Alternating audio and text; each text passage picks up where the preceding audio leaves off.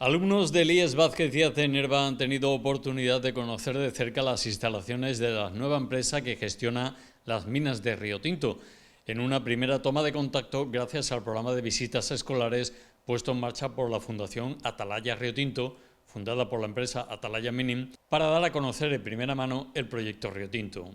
El objetivo principal de este programa es poner en marcha políticas de responsabilidad social encaminadas a divulgar entre la población escolar la importancia de la actividad minera en la vertiente social, medioambiental y cultural. Su fin último se dirige al reencuentro de los más jóvenes con la mina, que ha determinado la historia y el paisaje cultural de este territorio, acercándolos a esta actividad que hoy representa una nueva oportunidad de desarrollo económico. El programa de visitas está dirigido a alumnado de distintos niveles de primaria, secundaria y bachillerato, por lo que conlleva diferentes intervenciones didácticas según los objetivos de esta etapa y las necesidades psicopedagógicas del alumnado. La estructura de las mismas se compone de una charla previa en el centro educativo antes del inicio del recorrido, guiado por las instalaciones incluidas en el proyecto Río Tinto. La Fundación Atalaya Río Tinto pone a disposición de los centros transporte, equipos de seguridad, material didáctico y guías especializados. En esta ocasión, los estudiantes tuvieron oportunidad de conocer de cerca la imponente Corta Atalaya, una de las mayores explotaciones a cielo abierto más grandes del mundo, y la necrópolis romana de Río Tinto, ubicada en la dehesa. Sabéis mucho, como sois de aquí de Nerva, entonces evidentemente sabéis lo que tenemos aquí delante, ¿no? Corta Atalaya. Esta es la explotación minera, o fue la explotación minera en su momento, de mayor envergadura prácticamente del mundo, ¿vale? Era la corta a cielo abierto de mayores dimensiones de Europa, ¿vale? Os hacéis, no sé si os hacéis una idea de qué dimensiones tienen. ¿Alguno más o menos lo sabe? ¿No sabe?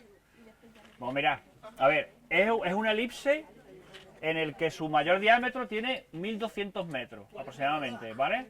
Y el menor 900. Estamos hablando de, más o menos, estamos hablando desde esa zona hacia allá, hacia aquel vallecillo de allí, unos 1200 metros, o sea que estamos hablando de más de 1 kilómetro, y 900, digamos, donde está la cruz, arriba, hacia este lado, unos 900 metros de dimensiones. En profundidad, unos 350 metros.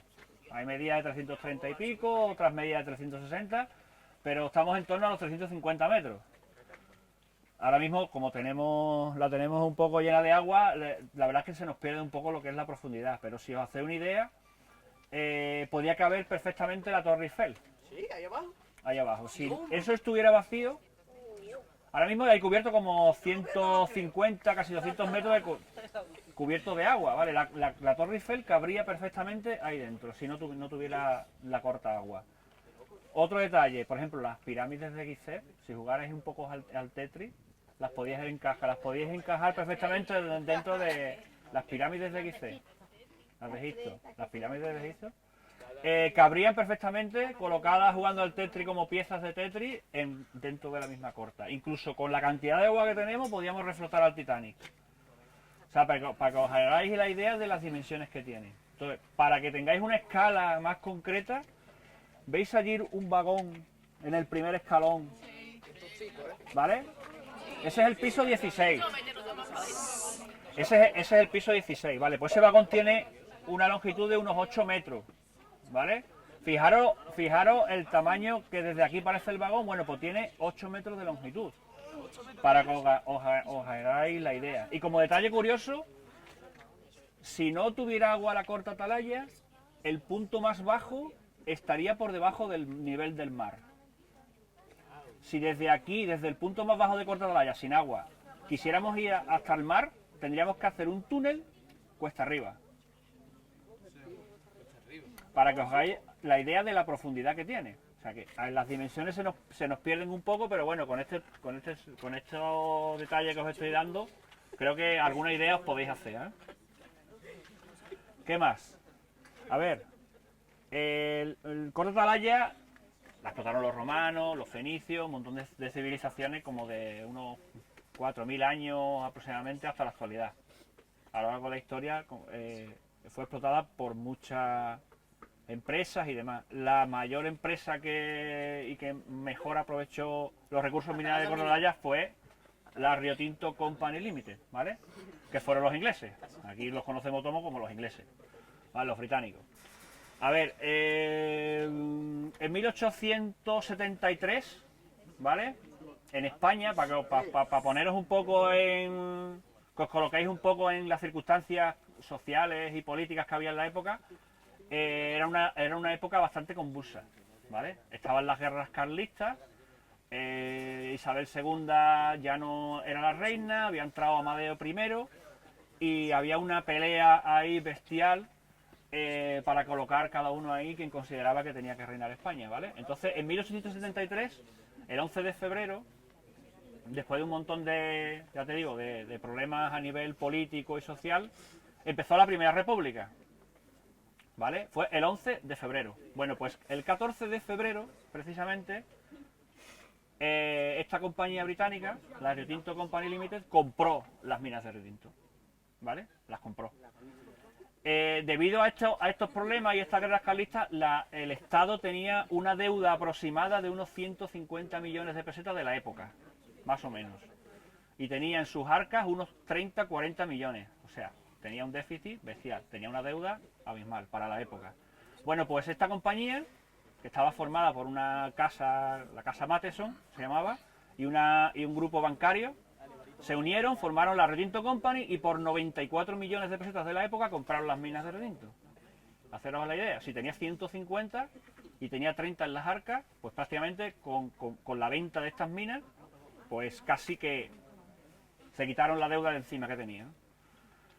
¿Qué pasó con eso? Que ellos les vendieron no solo las minas, para decirlo más claramente, les vendieron el suelo y el subsuelo. ¿Qué significaba eso? Que podían explotar las minas a su antojo, hasta ahí todo lógico, pero es que encima eran dueños del suelo.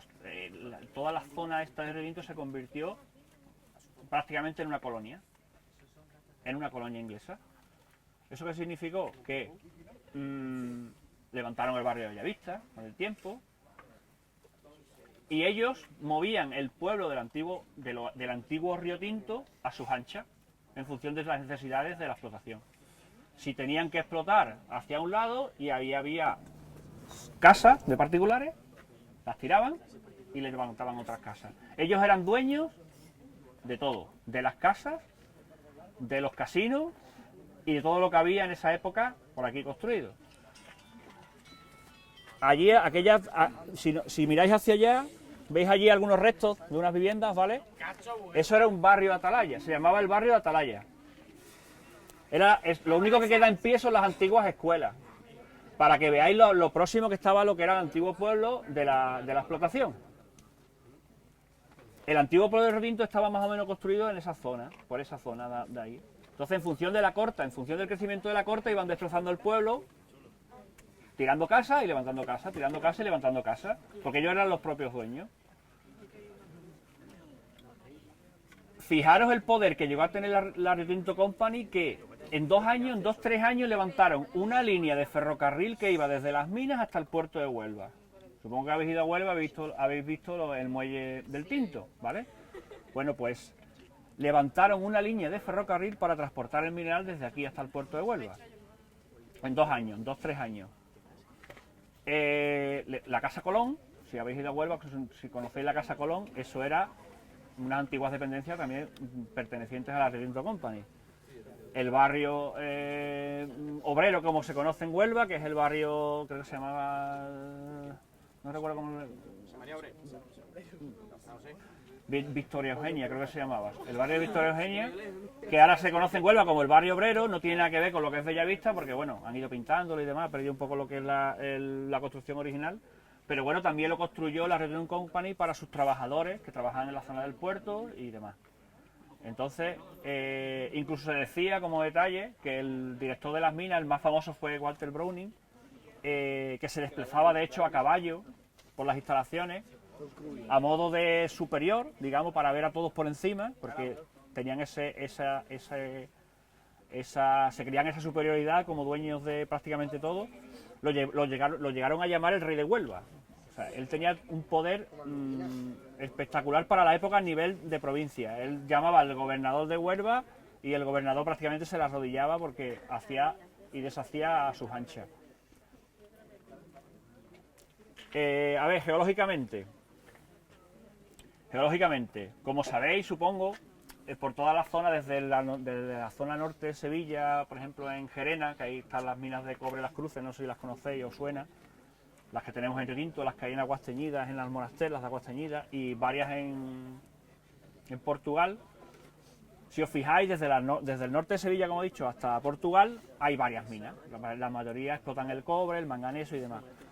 ¿Por qué? A ver, porque geológicamente estamos entre la masa de sulfuros masivos polimetálicos, y ahora os explico, mayor del mundo.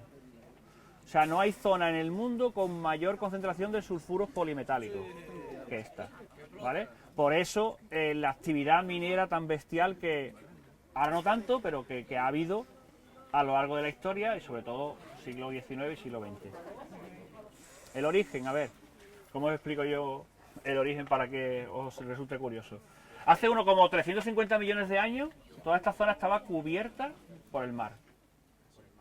¿Vale? Esto estaba todo bajo el mar. Era un mar somero de muy poca profundidad, en el que había muchos volcanes. ¿Vale? Por esos volcanes pues había magma, había lava.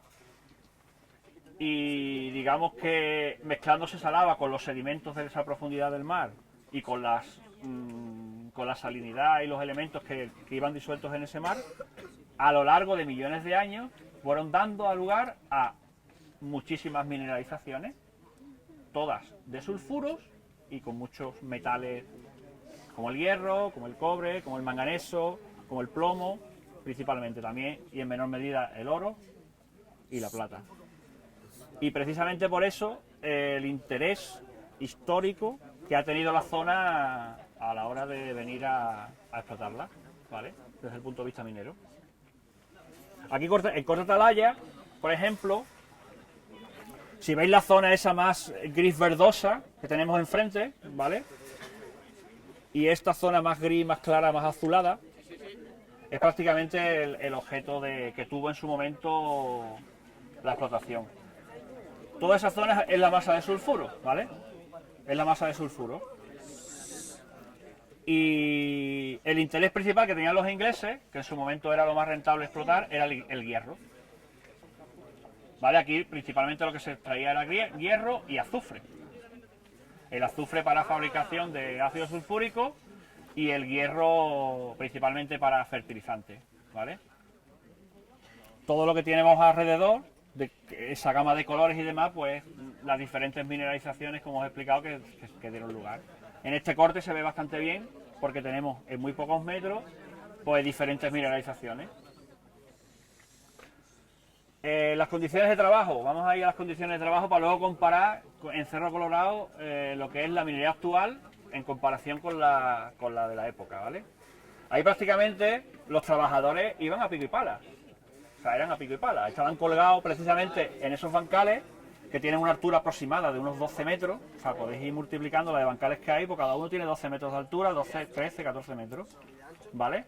De ancho es variable, pero puede tener 20, 30 metros en función de... El ancho era simplemente para poner vagones de tren. Ah, que el ancho es más grande que el alto. Efectivamente, sí. De hecho engaña, por eso digo engaña bastante. Ustedes tenéis que tener en cuenta que ahí tenía que transportarse una vagoneta de tren, había una pequeña vía y unas vagonetas de tren que transportaban el mineral hacia donde se cargaba.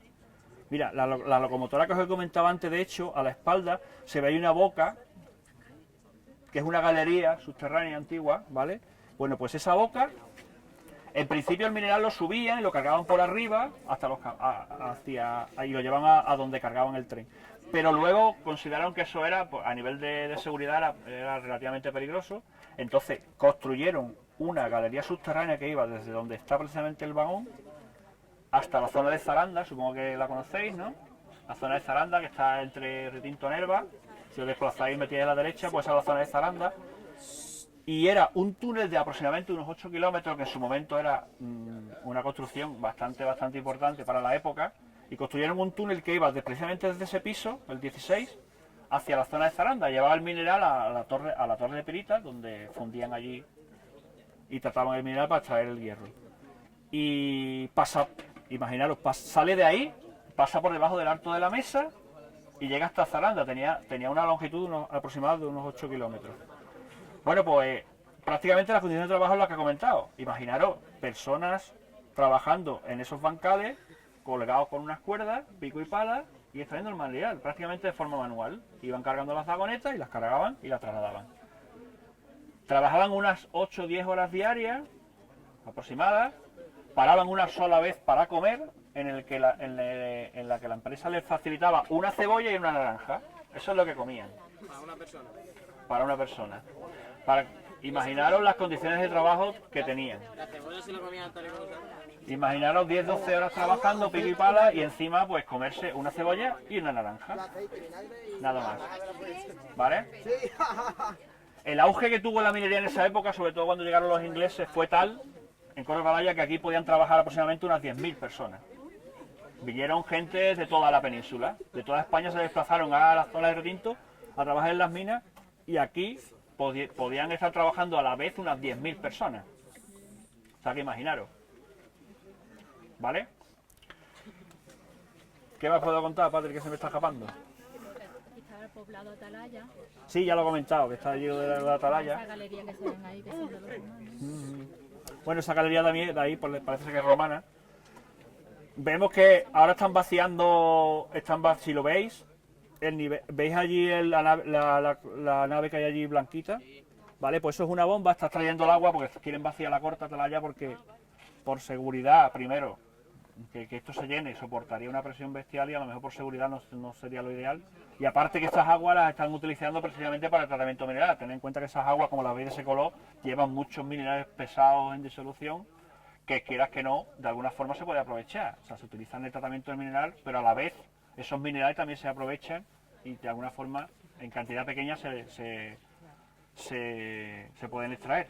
Entonces esa bomba que tenéis ahí, veis la tubería que sube hacia arriba, va hasta allí, hasta la bomba por donde hemos entrado con el autobús, y esta tubería que pasa por detrás de la espalda nuestra, por ahí está pasando el agua que están extrayendo de ahí abajo. De hecho, ahí se ve el nivel como va bajando un poquito, así que esperemos que en los próximos años volvamos a ver el Corta Atalaya como hace unos 10 o 8, 10, 15, 5 años, que estaba, pues 5 no, pero 10 seguro, que estaba vacía. Vale. Otra cosita, ¿qué puedo contar? De todas formas, no sé si me escucháis, de todas formas, para vosotros a lo mejor sois muy jóvenes, pero para la gente de la zona esto es un símbolo, Corta Atalaya es un símbolo, viene gente de todos lados a verlo, entonces no queremos que se convierta en un lago, queremos que siga teniendo la estética que tiene. Es muy importante y la gente que son de aquí lo toma claro, como algo mira, suyo. lo que está diciendo Patricia es súper importante. Yo, por ejemplo, soy de Río Tinto, ¿vale? Yo con 20 años ya me fui de Río Tinto, vivo en Sevilla, pero bueno, sigo viniendo mucho.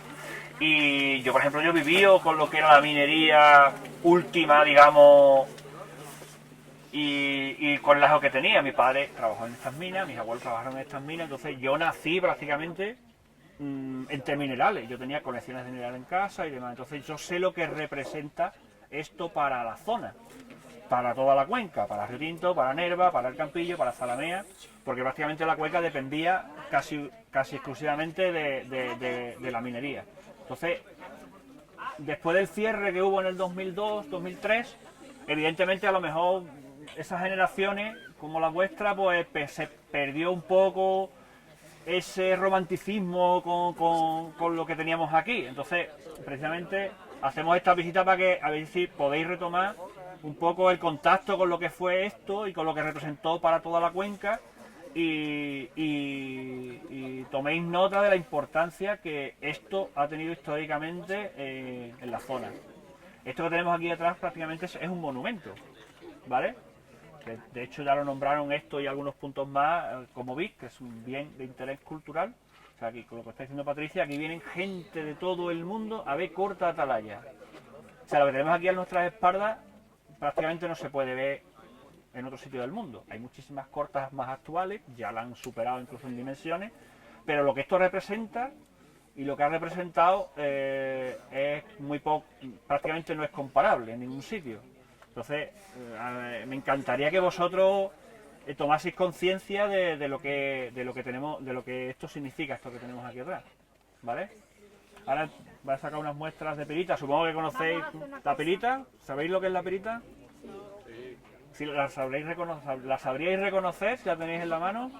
La pirita es como el hierro, el oro de los tontos. Efectivamente, lo de los tontos, la pirita, cualquier persona que no tenga nociones básicas sobre... podría confundirla con el oro, porque es muy parecida al oro, ¿vale? Porque tiene un color dorado, metálico, así demás, es muy parecido al oro. Entonces antiguamente pues le decían el oro de los tontos, que no se encontraba aquí un trozo de pirita por el campo, yo que sé, o venía por aquí y pensaba que lo que se había encontrado era oro, ¿no? Evidentemente no, es pirita, y por eso decían lo de los tontos, ¿vale? La pirita es el mineral más representativo de la zona, es el que se exportaba en Cuenca Minera, aquí en Corta Atalaya, perdón, y como he dicho antes, es un sulfuro de hierro, y de él se extraía, pues, el hierro, como he dicho antes, y el azufre. La historia de la cuenca minera del Río Tinto comienza hace 2000 años antes de Cristo, o sea, hace 4000 años. Aunque aquí en la zona, lo que es la zona minera, lo que es la mineralización, solamente tenemos restos desde el 800 antes de Cristo, o sea, desde época tartésica.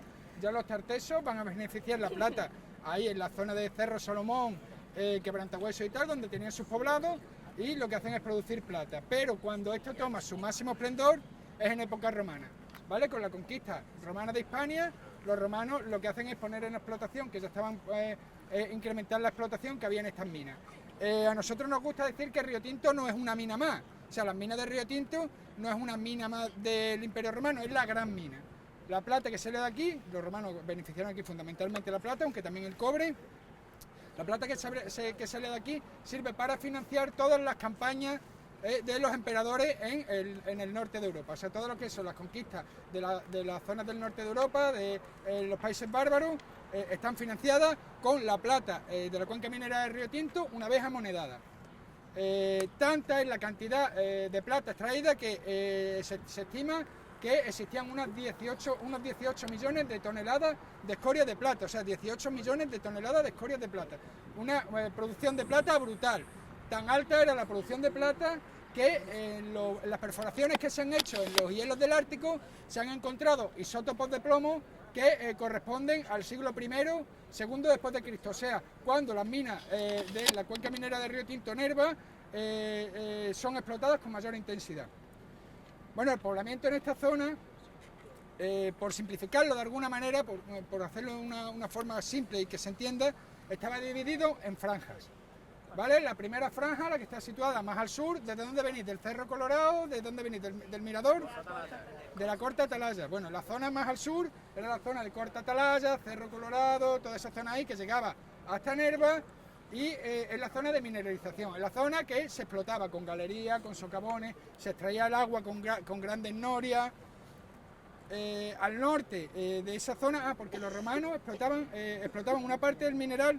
Ahora, cuando vayáis al mirador del Cerro Colorado, vais a ver que la zona superior de la mineralización es de color rojo, ¿vale? La zona inferior es de color gris, o sea, la zona superior es la zona más rica en oro y plata, era la zona de Goza, la zona inferior es pirita y calcopirita, que son ricas en cobre, pero entre una y otra hay una franja que os vais a fijar a la izquierda, hay una franja de color amarillento, de color ocre, que son jarosita y argentojarosita, que son minerales muy ricos en plata, que son los que explotaban los romanos. ¿Por qué lo explotaban los romanos? Además de por su riqueza mineral, por la facilidad que tenía su explotación, porque eran minerales terrosos, no era duro y se podía picar bien con la tecnología de la época. Al norte de esa mineralización, de la zona mineralizada, se extendía lo que era la ciudad romana de Urium. O sea, aquí estaba la ciudad romana de Urium. La ciudad romana de Urium ocupaba desde la Marismilla, que está al lado del campo de fútbol de Nerva, lo conocéis, ¿no? La Marismilla, Los Planes, Tres Cruces, y luego subía por toda esta zona hasta Corta del Lago y prácticamente llegando hasta la instalación industrial. O sea, era una ciudad bastante grande, estrechita, pero muy larga. Al norte de esa ciudad encontramos la zona de explotación metalúrgica. Ahí van a concentrarse los hornos y todo lo que son los trabajos metalúrgicos de producción, como os he dicho, fundamentalmente de plata. Y al norte de esa zona de producción metalúrgica se encuentran las necrópolis, los cementerios. También es un cementerio muy extenso. el campo de fútbol de Nerva. ¿Sabéis por qué el campo de fútbol de Nerva tiene esa forma que tiene? Que una parte no está en las gradas, porque ahí empezaron a salir tumbas.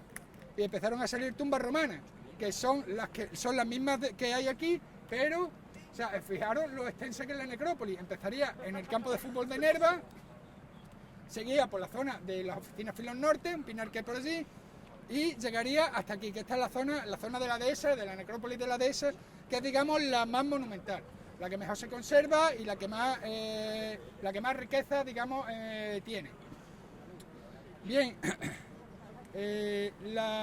vamos a visitar la necrópolis. Primero os voy a contar un poco lo que son los tipos de tumbas que vamos a ver.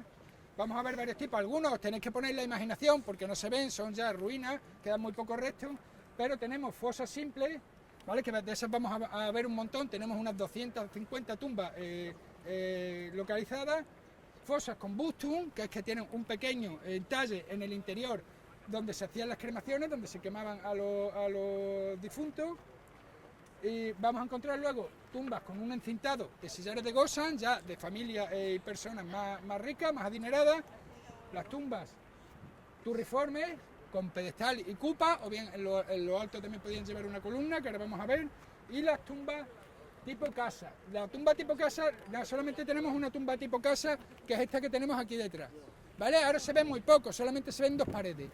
Bien, pero la tenéis que imaginar como una gran casa con un frente columnado, con unas columnas, 4 columnas, un tejado a 2 aguas, con tégulas y ímbrices, y en el interior se enterraba lo que era una familia romana, digamos, de un estatus económico alto, ¿vale? Eso era una especie de columbario, y se enterraban todos los miembros de esta familia. Vamos a seguir el recorrido. Que esta ciudad, la ciudad de Urium, esta ciudad tan importante y tan grande, era centro de comunicaciones, o sea, de aquí venían y partían todas las carreteras de época romana, que eran las vías romanas, y salían vías hacia la zona de Paiulia, en la actual Portugal, en la actual Bella portuguesa. Cuando os he estado explicando, hemos estado sobre la calzada. Otra calzada iba hacia Tuxi, Tejada la Nueva, cerca del pueblo actual de Escacena del Campo. Otra salía hacia Sevilla, que pasaba por Nerva, es el que se conoce, pasaba muy cerca del Ventoso, que es el que se conoce como el camino de los camellos y de los moros, y otra subía hacia Mérida, por aquí por la zona de la Sierra del Padre Caro. Aquí vemos un poco, queremos reflejar un poco lo que era el ritual funerario. Los romanos que vivían aquí no se enterraban, o sea, en los siglos que estamos hablando se enterrarán con posterioridad, pero en los siglos que estamos hablando, primero, segundo, después de Cristo, lo que hace es que se incineran. O sea, queman el cadáver, recogen las cenizas y las meten en unas urnas, y las urnas las depositan en las tumbas, ¿vale? Aquí vemos un poco la explicación de lo que es el ritual funerario. Una vez muerto el personaje, iba el cortejo funerario. Actualmente van en un coche fúnebre, antiguamente pues se llevaba a hombros. Aquí vemos cómo el féretro es llevado a hombros y está precedido por un personaje que va tocando las tibias, que son una flauta, va acompañado de música, una flauta de hueso, ¿vale? Con agujeros hechos para que suene como flauta. Y detrás tenemos una plañidera, que eran mujeres que eran pagadas, los pagaban los familiares para que lloraran en los entierros.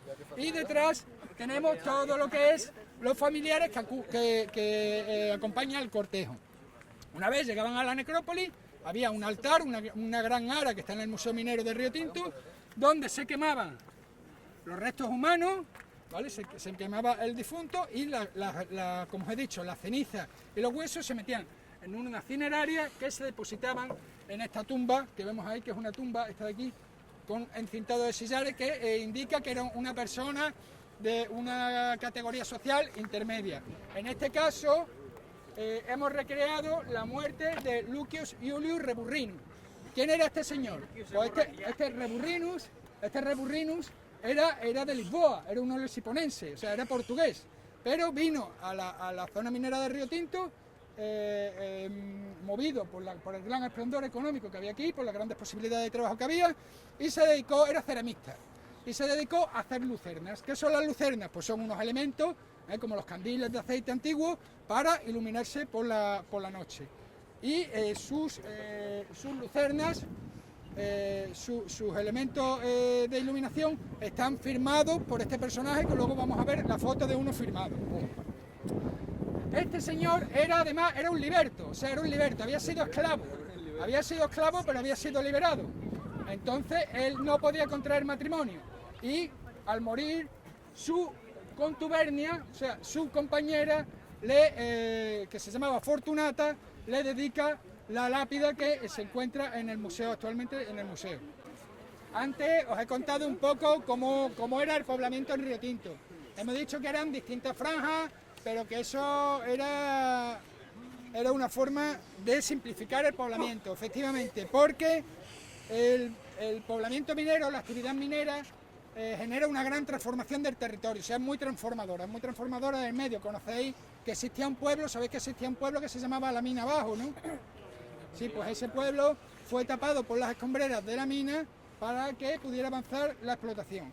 Aquí tenemos una imagen de cómo eran las minas en época romana, ¿vale? Tenemos la gran sierra del mineral, que era una gran montaña que había ahí de color rojizo, por eso el nombre de Cerro Colorado, que hoy en día es la Corta, y tenemos todo lo que son las zonas de mineralización que eran explotadas por los romanos, con el gran poblado de Corta del Lago. Nerva estaría por aquí, por esta zona, y todas las norias para sacar el agua cuando encontraban el nivel freático. Si veis la transformación de aquí, nosotros estamos ahora mismo aquí, o sea, nosotros estamos aquí en esta zona, en la zona de Escoriales.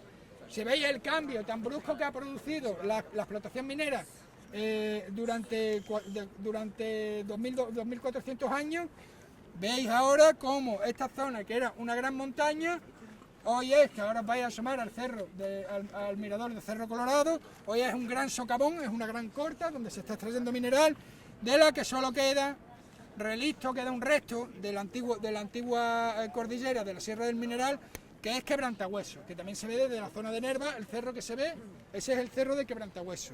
Cementerios, necrópolis, hay muchos a lo largo de todo el Imperio Romano. Pero ¿qué pasa? Que la necrópolis que, como hemos dicho, viene desde Nerva hasta aquí, hasta la zona de la dehesa, es única en el mundo.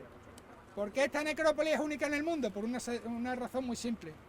Porque este tipo de piedra solamente se da aquí, en la cuenca minera del Río Tinto. ¿Vale? No hay otra como ella. Esto se llama Gosan, ¿vale? Esto es Gosan transportado. Gosan transportado ahora vamos a explicar de dónde viene el Gosan transportado, pero solamente la hay aquí. Hay dos canteras, hemos localizado dos canteras, una al lado precisamente del cementerio de Nerva. ¿No os habéis fijado que al lado del cementerio de Nerva hay unas piedras de color rojizo y tal? Esa es una de las canteras romanas de extracción de Gosan. Y la otra era la que existía ahí en el alto de la mesa. Estas cupas, estos elementos se colocaban en los turriformes, en lo alto de los enterramientos turriformes, como ese que tenemos ahí, se colocaba un elemento de estos o bien una columna de tipo monumental. El resto de las tumbas que veis son fosas simples y tal, pero no podemos imaginarnos los cementerios romanos, no nos lo podemos imaginar así como lo tenemos ahora.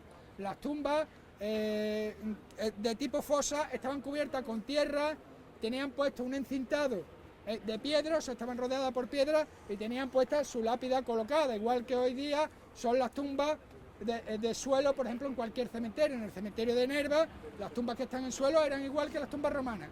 Además, tenemos que imaginarnos esto con flores y otros elementos de ajardinamiento, o sea, los romanos cuidaban muy bien lo que eran las necrópolis. Además, los romanos hacían, igual que nosotros, el Día de los Todos Santos, ellos tenían algunos días de cultos a sus difuntos. Entonces, venían a las necrópolis, venían a los cementerios y realizaban comidas aquí. O sea, compartían con sus familiares muertos, compartían los alimentos. De hecho, mirad, esta laja de pizarra, qué curiosa es, esta laja de pizarra, esta lápida de pizarra cubría una de las tumbas, era la parte de arriba de la tumba, y este agujero que tenemos aquí es para hacer partícipe al difunto, al familiar, de las libaciones. O sea, le echaban por ahí, le echaban comida y le echaban bebida para que participara, digamos, en esa fiesta común del Día de los Difuntos. La cuenca minera de Río Tinto Nerva, en los términos municipales de Minas de Río Tinto, Nerva y El Campillo, en la provincia de Huelva, es una de las zonas mineras más relevantes y representativas a nivel mundial. Está inscrita en el Catálogo General de Patrimonio Histórico Andaluz como bien de interés cultural con la tipología de zona patrimonial, según decreto 504/2012 de 16 de octubre.